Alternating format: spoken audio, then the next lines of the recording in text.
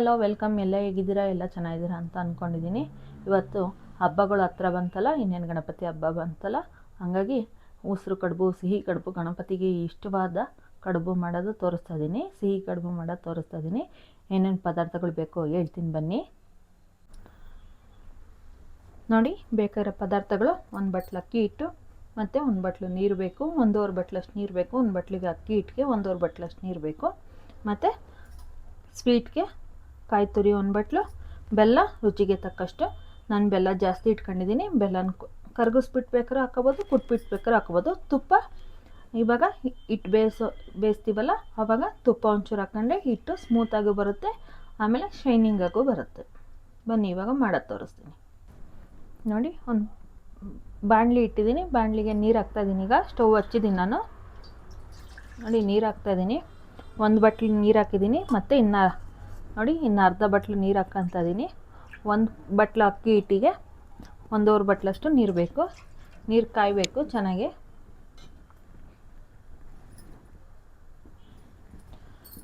ಚೂರು ಟೇಸ್ಟಿಗೆ ಬರೀ ಸೊಪ್ಪೆ ಅನಿಸುತ್ತೆ ತಿನ್ನೋವಾಗ, ಹಾಗಾಗಿ ಟೇಸ್ಟಿಗೆ ಸ್ವಲ್ಪ ಉಪ್ಪು ಹಾಕ್ಕೋಬೇಕು. ತುಂಬ ಚೆನ್ನಾಗಿರುತ್ತೆ. ಸ್ವಲ್ಪ ಪುಡಿ ಉಪ್ಪರಾಗಲಿ ಹರಳು ಉಪ್ಪರಾಗಲಿ ಯಾವ್ದಾರ ಒಂದು ಹಾಕೊಳ್ಳಿ.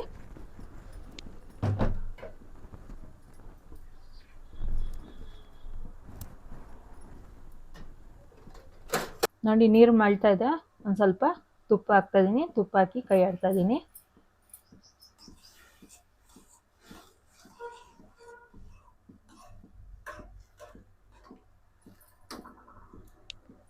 ಇದೇನಪ್ಪ ಗಣಪತಿ ಹಬ್ಬ ದೂರ ಇದೆ, ಇವ್ರು ಇವಾಗಲೇ ಮಾಡಿ ತೋರಿಸ್ತಾ ಇದ್ದಾರಲ್ಲ ಅಂತ ಅನ್ಕೋಬೋದು.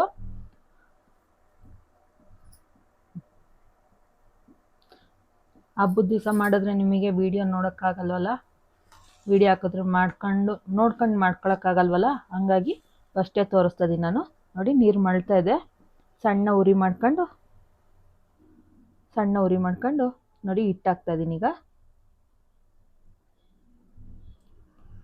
ಹಿಟ್ಟು ಹಾಕ್ಬಿಟ್ಟು ಒಂದೇ ಒಂದು ಕುದಿ ಬರಬೇಕು. ಕುದಿ ಬಂದಮೇಲೆ ಕೈ ಆಡ್ಬಿಟ್ಟು ಮುಚ್ಚಿಬಿಡೋಣ.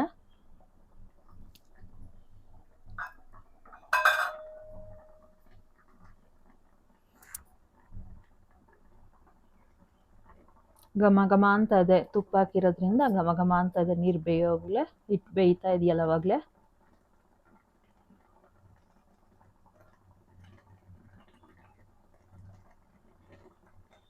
ನೋಡಿ, ಬೆಂದಿದೆ. ಈಗ ಉರಿ ಸಣ್ಣ ಇಟ್ಕೊಂಡು ಕೈ ಆಡ್ಕೊಳ್ಳಿ, ಗಂಟಿಲ್ದಂಗೆ ಕೈ ಆಡ್ಕೋಬೇಕು. ಹಾಕಿದ ನೀರೆಲ್ಲ ಕರೆಕ್ಟಾಗಿರುತ್ತೆ. ನಾನು ಇವಾಗಲೇ ನಿಮ್ಗೆ ಆಲ್ರೆಡಿ ಈ ಥರ ಮಾಡ್ಕೊಳ್ಳೋದು ರೊಟ್ಟಿ ಹಿಟ್ಟಿಗೆ ಹೇಗೆ ಮಾಡ್ಕೋಬೇಕು ಅಂತ ನಾನು ತೋರಿಸಿದ್ದೀನಿ ನಿಮಗೆ.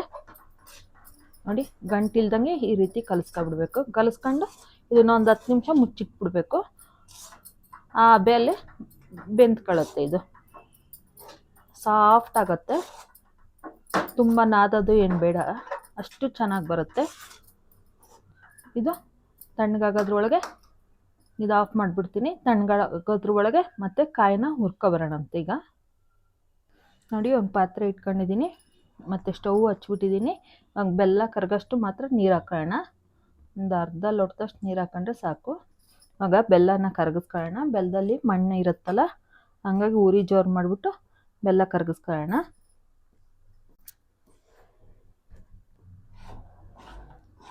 ನೋಡಿ, ಬೆಲ್ಲ ಹಾಕಿದ್ದೀನಿ. ಕುಟ್ಬಿಟ್ಟು ಬೇಕಾದ್ರೆ ಹಾಕ್ಕೋಬೋದು, ಇಲ್ಲಾಂದರೆ ಇದೇ ರೀತಿ ಇಟ್ಟರೆ ಒಂದು 5 ನಿಮಿಷದಲ್ಲಿ ಬೆಲ್ಲ ಕರಗೋಗುತ್ತೆ. ಬೆಲ್ಲ ಕರಗಿಸ್ಕೊಬಿಟ್ಟು ಬರ್ತೀನಿ ನಾನು, ಆಮೇಲೆ ತೋರಿಸ್ತೀನಿ ನಿಮಗೆ ಹೇಗೆ ಬಂತು ಅಂತ.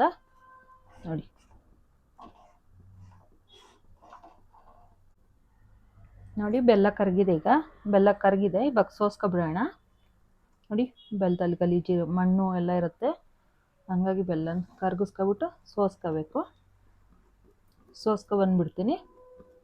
ಸೋಸ್ಕೊಬಂದು ಮತ್ತೆ ನಿಮಗೆ ಕಾಯಿ ಹಾಕಿ ಹುರಿಯೋದು ಹೇಗೆ ಅಂತ ತೋರಿಸ್ತೀನಿ. ಹುರಿದು ಮಾಡಿದ್ರೆ ತುಂಬ ಚೆನ್ನಾಗಿ ಬರುತ್ತೆ, ಟೇಸ್ಟ್ ತುಂಬ ಚೆನ್ನಾಗಿರುತ್ತೆ. ಕೆಲವರು ಬೆಲ್ಲದ ಪುಡಿ ಕಾಯಿ ಹಾಕಿ ಕಲಿಸ್ಬಿಟ್ಟು ಮಾಡ್ತಾರೆ. ಈ ಥರ ಮಾಡಿದ್ರೆ ತುಂಬ ಚೆನ್ನಾಗಿರುತ್ತೆ. ತೋರಿಸ್ತೀನಿ ನಿಮಗೆ ಹೇಗೆ ಮಾಡೋದು ಅಂತ ನಾನು. ನೋಡಿ, ಪಾಕ ಸೋಸಿದ್ದೀನಿ. ಇವಾಗ ಬೆಲ್ಲದ ಪಾಕ ಹಾಕ್ತಾಯಿದ್ದೀನಿ.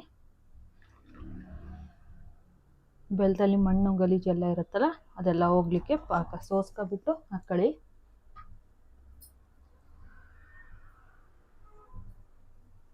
ನೋಡಿ ಒಂದು ತೆಂಗಿನಕಾಯಿ ತುರಿ ಪೂರ್ತಿ ತಗೊಂಡಿದ್ದೀನಿ ನಾನು. ಒಂದು ಬಟ್ಲು ಅಂತ ಹೇಳಿದೆ ನಾನು. ಒಂದು ತೆಂಗಿನಕಾಯಿ ತುರಿ ಪೂರ್ತಿ ತಗೊಂಡಿದ್ದೀನಿ ನೋಡಿ.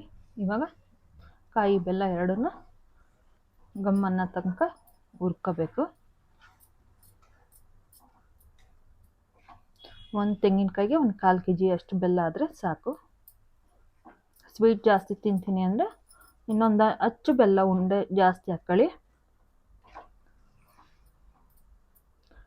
ಆದಷ್ಟು ವಿಡಿಯೋನ ಪೂರ್ತಿ ನೋಡಿ, ಎಲ್ಲೂ ಸ್ಕಿಪ್ ಮಾಡಬೇಡಿ. ವಿಡಿಯೋ ಪೂರ್ತಿ ನೋಡಿದ್ರೆ ಪೂರ್ತಿ ಅರ್ಥ ಆಗುತ್ತೆ. ಸ್ಕಿಪ್ ಮಾಡ್ಕೊಂಡು ನೋಡ್ತಾ ಇದ್ರೆ ನಿಮಗೆ ಅರ್ಥ ಆಗಲ್ಲ ವಿಡಿಯೋ. ಇತ್ಯಾವುದು ಅಂಶ ಎಲ್ಲ ಹೋಗಬೇಕು, ಅಲ್ಲಿ ತನಕ ಇದನ್ನು ಹುರ್ಕೋಬೇಕು.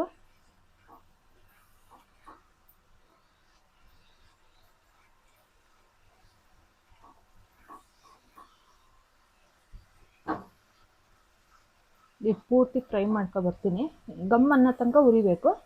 ಹುರ್ಕೊಬಿಟ್ಟು ಬರ್ತೀನಿ. ಒಂದು 5 ರಿಂದ 7 ನಿಮಿಷ ಆಗುತ್ತೆ. ತೋರಿಸ್ತೀನಿ ನಿಮಗೆ ಹೇಗೆ ಹುರ್ಕೊಳ್ಳೋದು ಅಂತ ತೋರಿಸ್ತೀನಿ.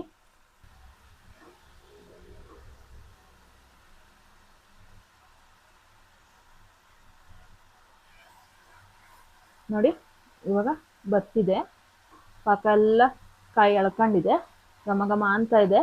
ಇನ್ನೂ ಒಂಚೂರು ಆಗಬೇಕು. ಆದಮೇಲೆ ಆದಷ್ಟು ಸಣ್ಣ ತುರ್ಕೊಳ್ಳಿ ಕಾಯಿ. ನಾನು ಯಾವುದೋ ಗಮದಲ್ಲಿ ತುರಿತಾ ಟಿ ವಿ ನೋಡ್ತಾ ತುರ್ಕೊತಾ ಇದ್ದೆ, ಹಂಗಾಗಿ ದಪ್ಪ ಆಗಿಬಿಟ್ಟಿದೆ. ನೀವು ಆದಷ್ಟು ಸಣ್ಣ ತುರ್ಕೊಳ್ಳಿ, ತುಂಬ ಚೆನ್ನಾಗಿ ಬರುತ್ತೆ ಇದು.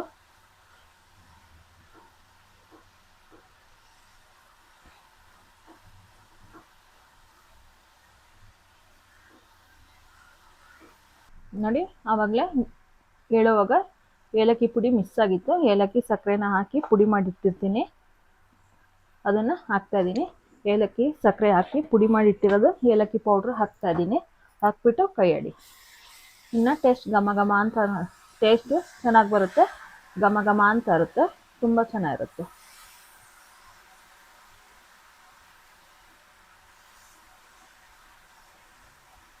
ಇದಾಗಿದೆ ಅಂತ ಹೇಗೆ ಗೊತ್ತಾಗುತ್ತೆ ಮೇಡಮ್ ಅಂತ ಕೇಳ್ಬೋದು. ಬೆಳ್ಳಗೆ ಬರುತ್ತೆ ನೋಡಿ ಈ ಥರ ಬೆಳ್ಳಗೆ ಬರುತ್ತೆ. ಆವಾಗ ಆದಂಗೆ ಆಗುತ್ತೆ, ತುಂಬ ಉರಿಯೋದೇನು ಬೇಡ. ನೋಡಿ ಆಗಿದೆ. ಈಗ ಆಫ್ ಮಾಡೋಣ. ಇದ್ರ ಬಾಣಲಿ ಕಾವಿಗೆ ಇನ್ನೊಂದು ಸ್ವಲ್ಪ ಅದು ರೋಸ್ಟ್ ಆಗುತ್ತೆ. ನೋಡಿ ಆಗಿದೆ, ಘಮ ಘಮ ಅಂತ ಇದೆ. ಇವಾಗ ಬೇಕು ಅಂದರೆ ಇದಕ್ಕೊಂದು ಸ್ವಲ್ಪ ತುಪ್ಪ ಹಾಕ್ಕೋಬೋದು. ಚೆನ್ನಾಗಿರುತ್ತೆ, ಟೇಸ್ಟು ಚೆನ್ನಾಗಿರುತ್ತೆ, ಘಮ ಘಮ ಅನ್ನುತ್ತೆ. ಹಂಗಾಗಿ ಇದಕ್ಕೆ ಸ್ವಲ್ಪ ನೋಡಿ ಇಷ್ಟೆಷ್ಟು ತುಪ್ಪ ಚೆನ್ನಾಗಿರುತ್ತೆ ಟೇಸ್ಟು. ದೇವ್ರಿಗೆ ಮಾಡೋದಲ್ವ, ಹಂಗಾಗಿ ಎಲ್ಲದಕ್ಕೂ ತುಪ್ಪ ಬಳಸಿದ್ರೆ ತುಂಬ ಚೆನ್ನಾಗಿ ಬರುತ್ತೆ. ನೀವು ಮಾಡ್ಕೊಂಡು ತಿಂದು ಹೇಗೆ ಬಂತು ಅಂತ ಕಮೆಂಟ್ ಮಾಡಿ, ಲೈಕ್ ಮಾಡಿ, ಶೇರ್ ಮಾಡಿ, ಸಬ್ಸ್ಕ್ರೈಬ್ ಮಾಡಿ, ಬೆಲ್ ಐಕನನ್ನು ಒತ್ತಿ ನೋಟಿಫಿಕೇಶನ್ ಬರುತ್ತೆ. ಇದು ಸಣ್ಣಗಾಗೋಷ್ಟಿಗೆ ಹಿಟ್ಟು ಬೇಯಿಸಿಟ್ಕೊಂಡಿದ್ವಲ್ಲ ಅದನ್ನು ನಾದ್ಕೊಳ್ಳೋಣ. ಇವಾಗ ಸ್ಟವ್ ಆಫ್ ಮಾಡ್ತಾಯಿದ್ದೀನಿ. ಇದನ್ನು ಸ್ಟವ್ ಆಫ್ ಮಾಡಿಬಿಟ್ಟು ಇದಕ್ಕೇನು ತಟ್ಟೆ ಮುಚ್ಚೋದು ಬೇಡ, ಹಂಗೆ ಆರಬೇಕಿದು ಬಿಸಿಯಲ್ಲಿ. ಮತ್ತೆ ಉಂಡೆ ಕಟ್ಟೋಕ್ಕಾಗಲ್ವಲ್ಲ, ಹಾಗಾಗಿ ಆರಲಿ. ನೋಡಿ ಆಗಿದೆ, ಗಮ್ಮಂತದೆ. ನೀವು ಮಾಡಿಬಿಟ್ಟು ತಿಂದು ಮಾಡಿಬಿಟ್ಟು ಹೇಗೆ ಬಂತು ಅಂತ ಕಮೆಂಟ್ ಮಾಡಿ. ಆಫ್ ಮಾಡ್ತಾಯಿದ್ದೀನಿ. ನೋಡಿ ಹಿಟ್ಟು ಆರಿದೆ. ಇವಾಗ ನಾದ್ಕೊಳ್ಳೋಣ. ನಾನೇನು ಬೇರೆ ಪಾತ್ರೆಗೆ ಹಾಕ್ಕೊಂಡಿಲ್ಲ, ಹಿಂಗೆ ಆರಿದೆ. ಸ್ವಲ್ಪ ಮಾಡ್ತಿರೋದಲ್ವ, ಹಂಗಾಗಿ ಚೆನ್ನಾಗಿ ಆರಿದೆ. ಈಗ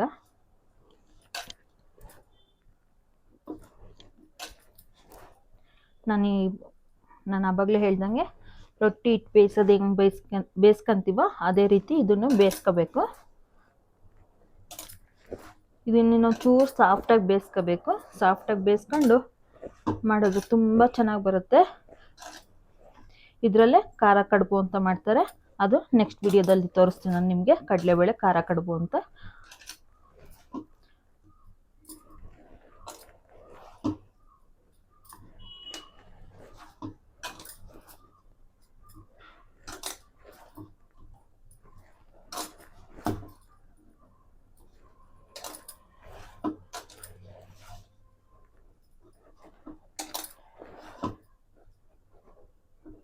ಗಟ್ಟಿ ಆಯಿತು ಅನ್ನೋರು ಇನ್ನು ಸ್ವಲ್ಪ ನೋಡಿ ನೀರಿಗೆ ಕೈ ಅದ್ಬಿಟ್ಟು ನಾದ್ಕೋಬೋದು. ನೀರಿಗೆ ಕೈ ಅದ್ಕೊಂಡು ತ್ಯಾವ ಹಿಂಗೆ ಮಾಡ್ಕೊಂಡು ನಾದ್ಕೊಂಡ್ರೆ ಸಾಫ್ಟ್ ಆಗುತ್ತೆ.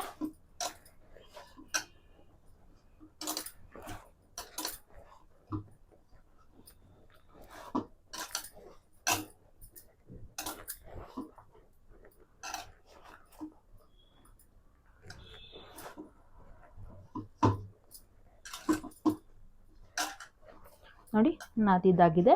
ಇವಾಗ ನಾವು ಕಡುಬಿಗೆ ಕೆಲವರು ಚಪಾತಿ ಅರ್ಧಂಗೆ ರೊಟ್ಟಿ ಅರ್ಧಂಗೆ ಹರಿದುಬಿಟ್ಟು ಕಡುಬು ಮಾಡ್ತಾರೆ. ನಾವು ಕೈಯಲ್ಲೇ ಮಾಡೋದು, ಹೇಗೆ ಮಾಡೋದು ಅಂತ ತೋರಿಸ್ತೀನಿ. ನಾವು ಕಡುಬಿನ ಚಿಪ್ಪು ಅಂತೀವಿ, ಅದನ್ನು ಮಾಡೋದನ್ನು ಕಡುಬಿನ ಚಿಪ್ಪು ಮಾಡ್ಕೊಳ್ಳೋದು ಅಂತ ಅಂತೀವಿ. ಆ ಥರ ಮಾಡೋದು ಹೇಗೆ ಅಂತ ತೋರಿಸ್ತೀನಿ ನೋಡಿ. ಈ ರೀತಿ ಮಾಡ್ಕೊಂಡು ಒಣ ಹಿಟ್ಟು ಹಾಕ್ಕೋಬೇಕು. ಒಣ ಹಿಟ್ಟು ಹಾಕೊಳ್ಳೋದು ನೋಡಿ, ಈ ರೀತಿ ಹಿಟ್ಟು ತಗೋಬೇಕು. ನೋಡಿ ಈ ರೀತಿ ಹಿಟ್ಟು ತಗೊಂಡು ನೋಡಿ ಉಂಡೆ ಮಾಡ್ಕೋಬೇಕು. ನೋಡಿ ಎಷ್ಟು ಸಾಫ್ಟಾಗಿ ಆಗುತ್ತೆ ಅಂದರೆ ಅಷ್ಟು ಸಾಫ್ಟಾಗಿ ಆಗುತ್ತೆ.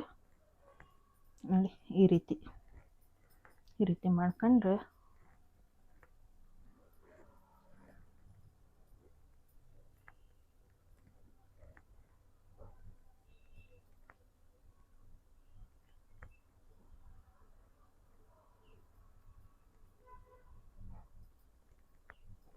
ನೋಡಿ ಈ ರೀತಿ ಮಾಡ್ಕೊಳ್ಳೋದು. ಹಿಟ್ಟು ಹಾಕ್ಕೊಂಡು ಈ ಥರ ಮಾಡಿದ್ರೆ ಅದು ಅಂಟಲ್ಲ ಕೈಗೆ ಅಂತ ಈ ರೀತಿ ಮಾಡಿಟ್ಕೊಬಿಟ್ರೆ ಚಿಪ್ಪನ್ನ, ಆಮೇಲೆ ಕಾಯಿ ಹುರಿದಿರ್ತೀವಲ್ಲ ಅದಕ್ಕೆ ಇಟ್ಬಿಟ್ಟು ಮತ್ತೆ ಬೇಯಿಸ್ಕೋಬೇಕು. ಆಮೇಲೆ ಬೇಯಿಸ್ಕೊಂಡ್ರೆ ಅದನ್ನು ಅದಕ್ಕೆ ಮೊಸರು ಕಡುಬು ಅಂತ ಅಂತೀವಿ.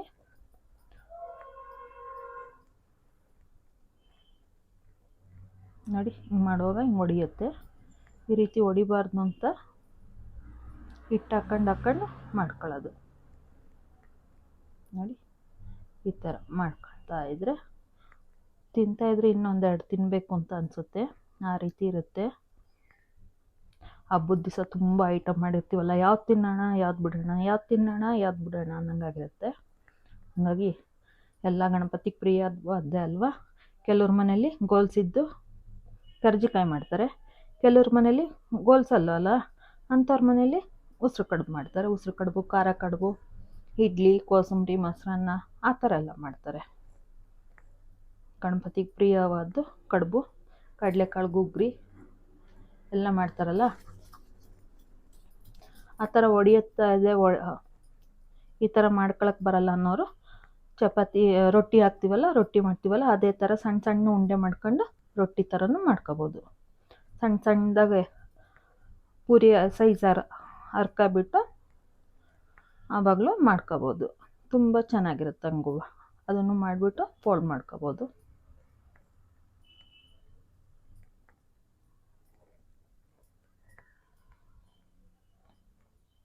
ಇವಾಗ ನಿಮ್ಗೆ ಆ ರೀತಿನೂ ಮಾಡೋದು ತೋರಿಸ್ತೀನಿ ನಾನೀಗ. ನೋಡಿ ಉಂಡೆ ಮಾಡಿ ಇಟ್ಟಿದ್ದೀನಿ ಈ ರೀತಿ ಸಣ್ಣದಾಗಿ.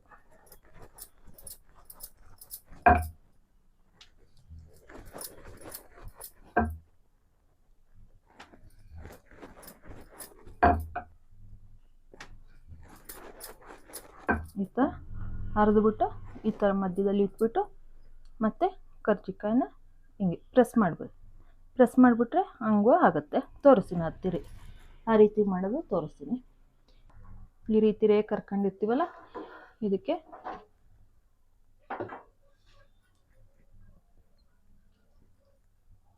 ನೋಡಿ ಈ ರೀತಿ ಇಟ್ಬಿಟ್ಟು ಎಲ್ಲದು ಪೂರ್ತಿ ನೋಡಿ ಈ ರೀತಿ ತ್ಯಾವ ಮಾಡ್ಕೊಂಡು ಆಮೇಲೆ ಬೇಯಿಸ್ಕೋಬೇಕು. ಈ ರೀತಿ ಪೂರ್ತಿ ಮಾಡ್ಕೊಬರ್ತೀನಿ ನಾನು. ಮಾಡ್ಕೊಬಂದು ತೋರಿಸ್ತೀನಿ ನಿಮಗೆ.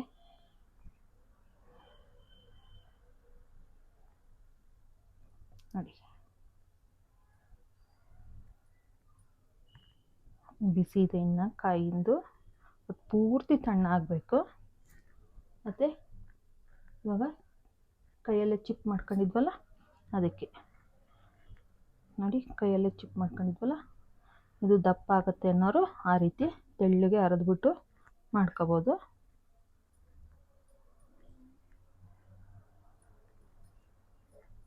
ನೋಡಿ ಈ ರೀತಿ ಮಾಡಿದ್ರು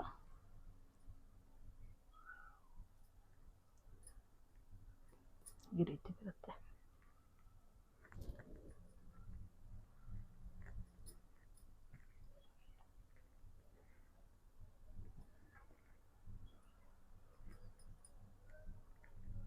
ಕಾಯಿ ಹೂರ್ಣ ಮಾಡ್ಕೊಂಡಿರ್ತೀವಲ್ಲ, ಕಾಯಿ ಹೂರ್ಣ ಸ್ವಲ್ಪ ಹಾಕೋಬೇಕು, ಈ ರೀತಿ ಮಾಡ್ಕೋಬೇಕು.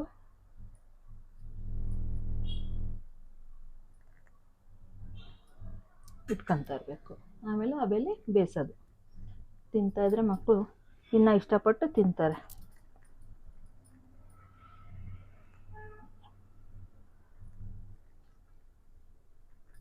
ನೋಡಿ, ಸ್ವೀಟ್ ಜಾಸ್ತಿ ತಿನ್ನೋರು ಜಾಸ್ತಿ ಹಾಕೊಳ್ಳಿ. ಸ್ವಲ್ಪ ಸ್ವೀಟ್ ತಿಂತಾರೆ ಇವಾಗೆಲ್ಲ, ಡೇಟು ಶುಗರು ಅಂತ ಅಂತಾರಲ್ಲ, ಅವ್ರಿಗೆ ಲಿಮಿಟಾಗಿ ಸ್ವೀಟ್ ತಿಂತಾರೆ, ಅಂಥವ್ರಿಗೆ ಲಿಮಿಟಾಗಿ ಹಾಕ್ಕೊಳ್ಳಿ. ಇದೇನು ಫ್ಯಾಟ್ನೆಸ್ ಏನು ಬರಲ್ಲ. ಕಾಯಿ ಇದೇನು ಫ್ಯಾಟ್ನೆಸ್ ಏನು ಇರಲ್ಲ ಇದರಲ್ಲಿ. ಕಾಯಿನ ಅಂಶ, ಕಾಯಿನ ಏನು ಜಿಡ್ಡಿರುತ್ತೋ, ಕೊಬ್ಬರಿ ಎಣ್ಣೆ ಎಲ್ಲ ಏನು ಬಳಸ್ತಾರೋ ಅದೇ ಇರುತ್ತೆ ಇದರಲ್ಲಿ. ಏನು ಎಣ್ಣೆ ಅಂಶ ಏನೂ ಇರಲ್ಲ. ಏನು ಸ್ವಲ್ಪ ಟೇಸ್ಟಿಗೆ ತುಪ್ಪ ಹಾಕಿರ್ತೀವೋ ಅಷ್ಟು ಬಿಟ್ಟರೆ ಇನ್ನೇನು ಎಣ್ಣೆ ಅಂಶದ್ದು ಏನು ಇರಲ್ಲ. ಇದು ಹೆಲ್ತಿಗೆ ಭಾರಿ ಒಳ್ಳೆಯದು. ಈ ಪೂರ್ತಿ ಮಾಡ್ಕೊಬಂದು ಹಬೆಗಿಟ್ಟು ಬೇಯಿಸೋಣಂತೆ. ತೋರಿಸ್ತೀನಿ ನಿಮ್ಗೆ ಹಬೆಗಿಟ್ಟು ಬೇಯಿಸೋದು ಹೇಗೆ ಅಂತ. ನೋಡಿ, ಹಬೆಲಿ ಬೇಯಿಸೋಕ್ಕೆ ಬಾಣಲಿ ಇಟ್ಟು ನೀರು ಹಾಕಿಟ್ಟಿದ್ದೀನಿ. ಇವಾಗ ಅದ್ರ ಮೇಲೆ ಒಂದು ರಿಂಗ್ ಇಡ್ತಾಯಿದ್ದೀನಿ. ರಿಂಗ್ ಇಟ್ಬಿಟ್ಟು ಅದ್ರ ಮೇಲೆ ಈ ಬೇಯಿಸಿ ಮಾಡಿ ಅಂದರೆ ಕಡುಬಿಗೆ ಎಲ್ಲ ಮಾಡ್ಕೊಬಂದಿರ್ತೀವಲ್ಲ ಅದನ್ನ ಇಟ್ಬಿಟ್ಟು ಬೇಯಿಸ್ಬೇಕು. ನೀರು ಹೋಗ್ಬಾರ್ದು ಇದಕ್ಕೆ, ಆ ರೀತಿ ಬೇಯಿಸ್ಕೋಬೇಕು. ಹಬೆಲೆ ಬೇಯಿಸ್ಕೋಬೇಕು. ಇವಾಗ ಇದ್ರ ಮೇಲೆ ಒಂದು ತಟ್ಟೆ ಮುಚ್ತಾ ಇದ್ದೀನಿ ನಾನು.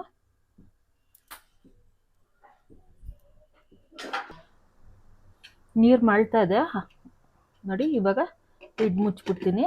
ಈ ಹಬೆಲೆ ಬೇಯಬೇಕದು. ಹಬೆಲೆ ಬೆಂದು ಆಮೇಲೆ ಅದು ಆವಾಗ ಆಗಿರುತ್ತೆ. ಒಂದು 10ರಿಂದ 20 ನಿಮಿಷ ತನಕ ಬೇಯಿಸ್ಕೋಬೇಕು. ನೋಡಿ ಆಗಿದೆ. ಸ್ಟವ್ ಆಫ್ ಮಾಡ್ತಾಯಿದ್ದೀನಿ. ಆಗಿದೆ. ಲಿಡ್ ಓಪನ್ ಮಾಡ್ತಾಯಿದ್ದೀನಿ. ನೋಡಿ, ಲಿಡ್ ಓಪನ್ ಮಾಡ್ತಾಯಿದ್ದೀನಿ. ನೋಡಿ ಕಡುಬು ಎಷ್ಟು ಚೆನ್ನಾಗಾಗಿದೆ ಅಂದರೆ, ನೋಡಿ ಸಾಫ್ಟಾಗಿದೆ. ಇದ್ರ ಮೇಲೆ ತುಪ್ಪ ಹಾಕ್ಕೊಂಡು ತಿಂದರೆ ತುಂಬ ಚೆನ್ನಾಗಿರುತ್ತೆ. ಮಾಡಿರೋದು ದೇವರಿಗೆ ನೈವೇದ್ಯ ಮಾಡಿಬಿಟ್ಟು ತುಪ್ಪ ಹಾಕ್ಕೊಂಡು ತಿನ್ನೋಣ. ಲೈಕ್ ಮಾಡಿ, ಶೇರ್ ಮಾಡಿ, ಸಬ್ಸ್ಕ್ರೈಬ್ ಮಾಡಿ, ಬೆಲ್ ಐಕಾನನ್ನು ಒತ್ತಿ ನೋಟಿಫಿಕೇಷನ್ ಬರುತ್ತೆ. ಆದಷ್ಟು ವೀಡಿಯೋನ ಶೇರ್ ಮಾಡಿ, ಎಲ್ಲಿ ಸ್ಕಿಪ್ ಮಾಡಬೇಡಿ. ಆದಷ್ಟು ವೀಡಿಯೋನ ಶೇರ್ ಮಾಡ್ತಾಯಿರಿ. ನೋಡಿ, ಬಿಸಿ ಬಿಸಿ ಸಿಹಿ ಕಡುಬು ಮೇಲೆ ತುಪ್ಪ ಹಾಕೊಂಡು ತಿಂತಾಯಿದ್ರೆ ತುಂಬ ಚೆನ್ನಾಗಿರುತ್ತೆ. ತುಪ್ಪ ಗಟ್ಟಿ ಇರುತ್ತಲ್ಲ, ಹಾಗಾಗಿ ಬಿಸಿ ಕಡುಬಿನ ಮೇಲೆ ಎಲ್ಲದ್ರ ಮೇಲೂ ತುಪ್ಪ ಸವರ್ಬಿಟ್ರೆ ತುಂಬ ಚೆನ್ನಾಗಿರುತ್ತೆ. ತಿಂತಾಯಿದ್ರೆ ಇನ್ನೂ ತಿನ್ನಬೇಕು ಅಂತ ಅನಿಸುತ್ತೆ. ದೇವ್ರಿಗೆ ನೈವೇದ್ಯ ಮಾಡಿ ತಿನ್ನಿ. ಲೈಕ್ ಮಾಡಿ, ಶೇರ್ ಮಾಡಿ, ಸಬ್ಸ್ಕ್ರೈಬ್ ಮಾಡಿ, ಬೆಲ್ಲೈಕನನ್ನು ಒತ್ತಿ ನೋಟಿಫಿಕೇಷನ್ ಬರುತ್ತೆ. ಇದೇನಪ್ಪ ತುಪ್ಪ ಚೋಗ ಬರೀ ಕೈಯ ತೋರಿಸ್ತಾರೆ ಇವರು, ಹಚ್ಚದ ತೋರಿಸಲ್ಲ ಅನ್ಬೋದು. ನೋಡಿ ಆಗಿದೆ ಈಗ. ನೋಡಿ ಈ ಥರ ತೆಳ್ಳಗಿದ್ರೆ ಕಡುಬು ತಿನ್ನೋಕ್ಕೆ ಚೆನ್ನಾಗಿರುತ್ತೆ. ತುಂಬ ದಪ್ಪ ಇದ್ದರೆ ಹಿಟ್ಟಿಟ್ಟು ಅನಿಸುತ್ತೆ, ಹಂಗಾಗಿ ತಿನ್ನೋಕ್ಕೆ ಟೇಸ್ಟು ಅನಿಸಲ್ಲ. ಈ ಥರ ತೆಳ್ಳಗಿರಬೇಕು ರೇಕು. ಈ ಥರ ತೆಳ್ಳಗಿದ್ರೆ ಒಂದೇ ಬೈಟ್ಗೆ ತಿನ್ಬೋದು, ಚೆನ್ನಾಗಿರುತ್ತೆ. ನೋಡಿ ತಿಂದ್ಬಿಟ್ಟು ಹೇಗೆ ಬಂತು ಅಂತ ಟೇಸ್ಟ್ ಮಾಡಿ ತೋರಿಸ್ತೀನಿ. ನೋಡಿ